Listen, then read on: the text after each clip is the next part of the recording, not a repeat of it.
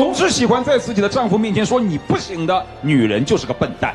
这句话其实是在说你自己，你不行，你那么牛，你今天别来啊，你来干什么？你自己一个人过嘛。那我帮你说了这么多好话，别说我没帮你啊。视频中被涂磊老师怒斥的女生就是小刘，那么又是什么原因被涂磊老师这样说的？事情的起因还要从男友小孙说起。当时我一个人在那里，我什么东西都要我自己一个人进货、洗衣服、做饭，孤零零的一个人，连个说话的人都没有。哦哟，这个委屈哦，吃了很多苦是吗？是的。哎呦，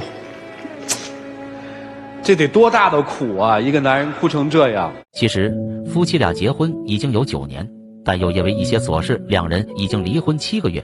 如今丈夫为了孩子想和妻子复婚，所以才来到节目组请求老师们的帮助。而堂堂一个大男人在台上这样泣不成声，并不是因为向妻子求情才哭成这样，而是因为自己在过往的经历中遭受了种种委屈和苦衷，所以才有了现在这个局面。然而涂磊老师见这个男人这么没自信，哭成这样，简直就是给我们男人丢脸，所以才决定要帮助他好好教训一下这个自以为是的女人。那么她到底遭受了什么样的委屈，竟连涂磊老师都看不下去呢？事情还要从两人离婚的原因说起。就是我觉得有孩子了，我们就应该自己出去创业，然后我就毅然的辞职了。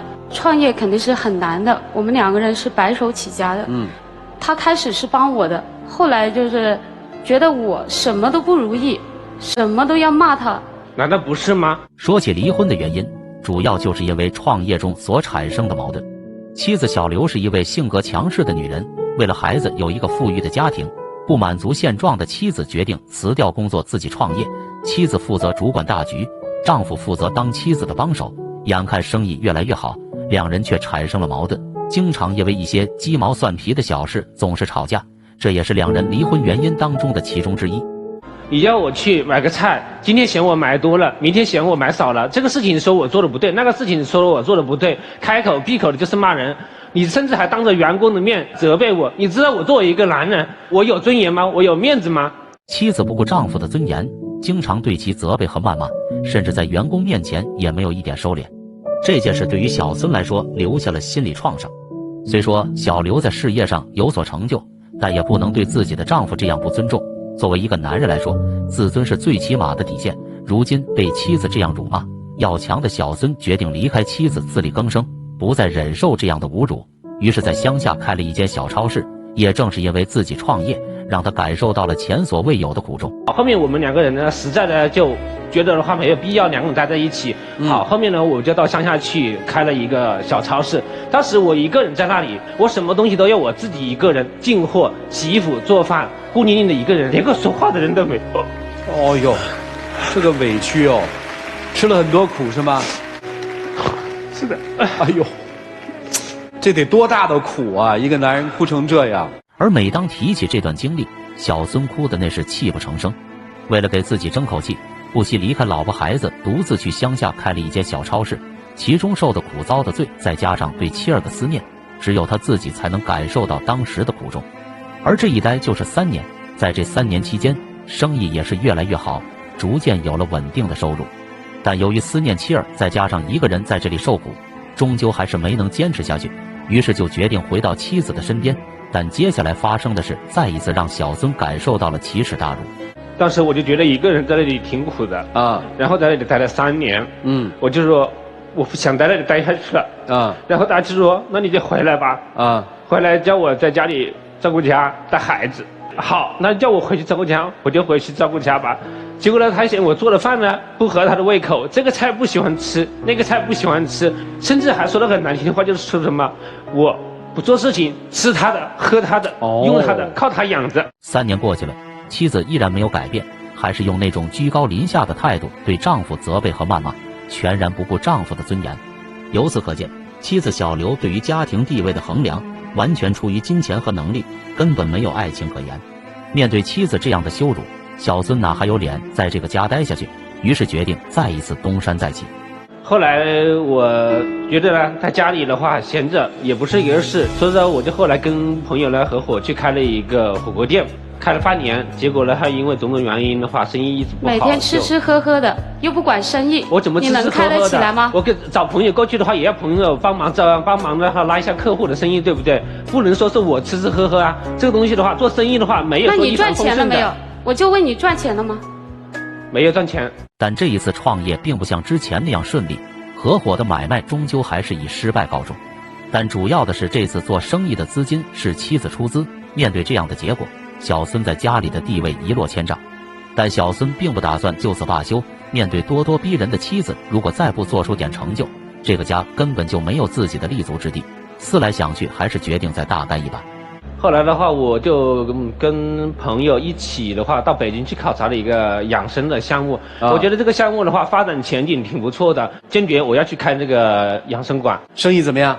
刚开始的时候还挺不错的，然后后面的话就是因为大环境的原因呢。你不要讲那么多，好吧？我开始就不同意，你非得去，离婚也一定要去，这是你说的，是吧？那亏了多少钱？那为什么？那都是我的血汗钱，不是你赚的。不，亏了多少钱？40-50万。最终还是事与愿违，没能把握住最后一次机会，即便有再多的理由，也都是无稽之谈。这次生意失败，彻底激怒了妻子。本就看不上这个无能的丈夫，现在却把自己的血汗钱亏了进去，忍无可忍的妻子一怒之下便向小孙提出离婚。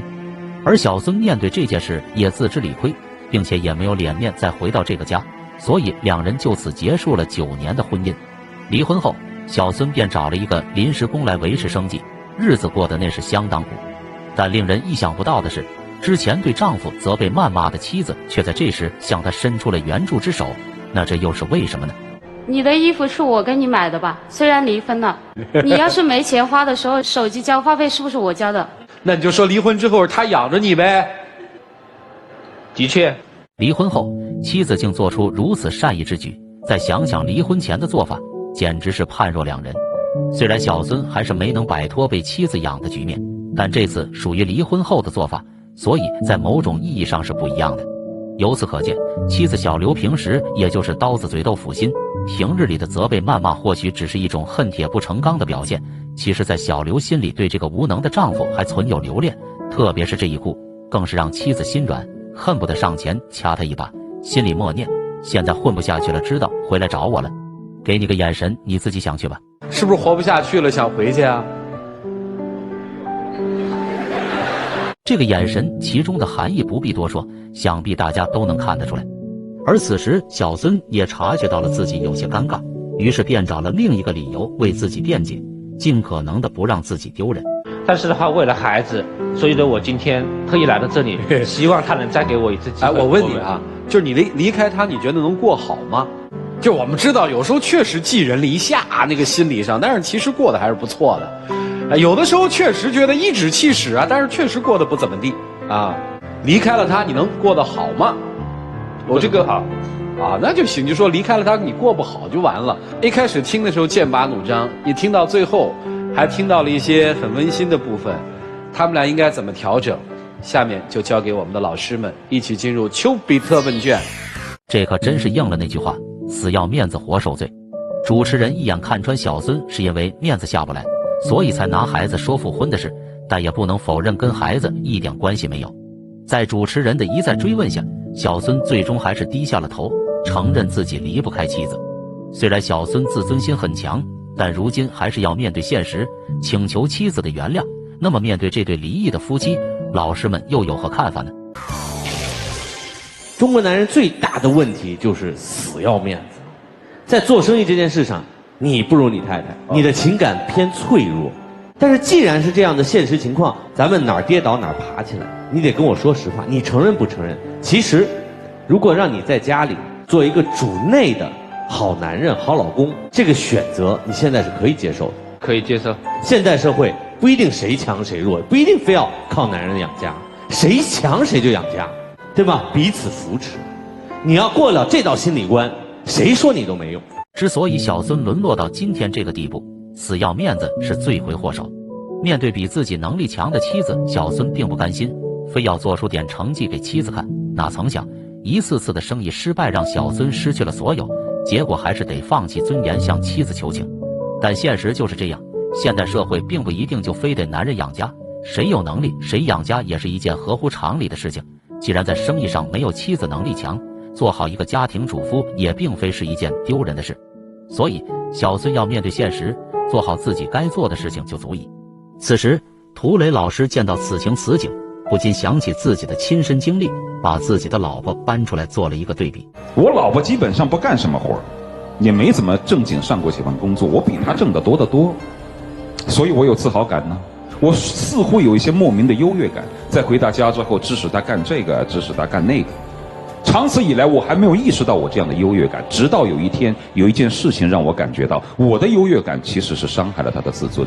一直以来他是拿我的信用卡在用，他说我也想办一张信用卡，我说你办什么信用卡，拿我刷不是一样的吗？反正也是我还。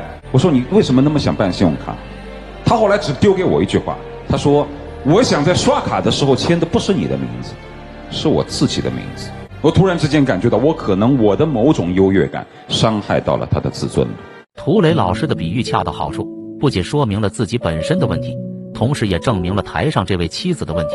两人几乎是站在同一个角度去看待此事，但不一样的是，涂磊老师发现了问题并及时改正，而小刘却没意识到问题的严重性。所以不要认为自己能力强就必须高人一等，这种思想是极其不尊重人的想法。另外，小孙整场哭诉自己的委屈，令涂磊老师心里有些触动。同样作为男人的涂磊老师决定帮助小孙教训一下这个狂妄自大的小刘。总是喜欢在自己的丈夫面前说你不行的女人就是个笨蛋，这句话其实是在说你自己，你不行，你那么牛，你今天别来啊，你来干什么？你自己一个人过嘛。既然来了，就不要搞这个盛气凌人的样子，拿个眼角去瞧别人，有没有尊重？就像一个女人的样子。那我帮你说了这么多好话，别说我没帮你啊。涂磊老师的话直接碾压小刘的威风，不仅教训了小刘，同时也为小孙挽回了一些面子。此时的小孙不禁露出一丝得意的微笑，但也不要得意忘形。对于小孙来说，本身也是有问题的，承认自己比别人弱并不是一件丢人的事，坚守好自己的职责，努力做好自己的事，这才是一个男人该有的样子。所以说，两人在这段婚姻当中都有过错，只要认识到自己的错误，复婚这件事老师们还是支持的。那么经过老师们的细心劝导，两人又会做出什么样的选择呢？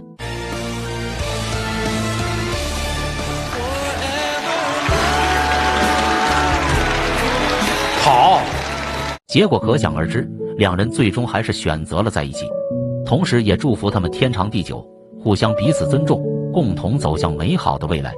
好了，视频看到这里也该结束了。关于这对夫妻，屏幕前的你对此又有何看法呢？欢迎评论区留言讨论，咱们下期再见。